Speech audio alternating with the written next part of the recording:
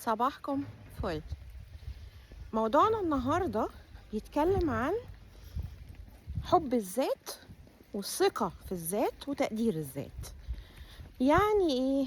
يعني لو انا ما بحبش نفسي من جوه الاول وبسعد نفسي الاول وبخلي نفسي مرتاحة، مش هقدر احب الاخرين ولا اديهم حب ولا سعادة. في ناس اتعودت ان هي تدي وبس، ما تعودتش تاخد، وده غلط. لان الحياة هات وخد، ما ينفعش اعيش ادي كل اللي حواليا ومحدش بيحس بيا، وبالتالي هيجي لي احباط من الناس انه ما بيأدوليش سعادة زي ما انا بسعدهم. هاجي في وقت اقول لا كفاية، مش هكمل.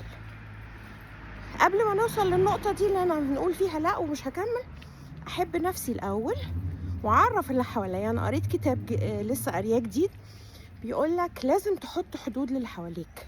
يعني ايه؟ يعني ده مش معناه ان انت وحش، ده معناه انك بتريح نفسك من الضغوط. لو انا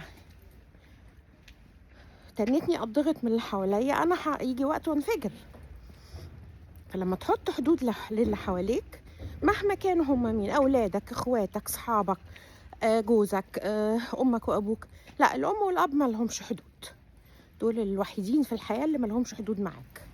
لكن اي حد تاني لازم يعرف لحد فين ويقف، يعرف لحد فين مسموح له وبعد كده مش مسموح، لانه بيتعدى بعد كده على حريتك الشخصية، وبالتالي بيضغطك، وبعدين انت اللي هتعيا مش هو.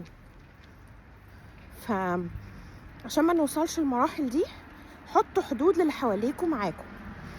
ثانيا حبوا نفسكم قوي وساعدوها. يعني ايه اسعد نفسي؟ يعني مثلا انا بحب اخرج اكل في مطعم، مش معنى كده ان انا لازم استنى حد يجي معايا. اعود نفسي على اني هعمل كل حاجه بحبها لوحدي، اللي يجي واللي ما يجيش ما يجيش، انا هبقى سعيد. ثانيا ممكن انا بحب مثلا السباحه، اروح اعمل كورس سباحه. ممكن انا بحب اليوجا، اروح اعمل كورس يوجا. ممكن انا بحب اقرا كتاب، اشتري كتاب جديد. فبالتالي السعادة الذات ده مرحلة مهمة قوي لنفسك اولا، عشان تكون سليم نفسيا، وبالتالي تشع على اللي حواليك سعادة.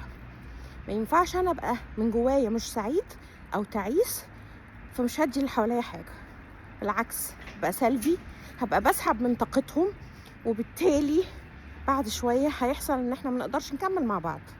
فمن فضلكم حبوا نفسكم نمرة 1، حطوا حدود للي حواليكم نمرة 2.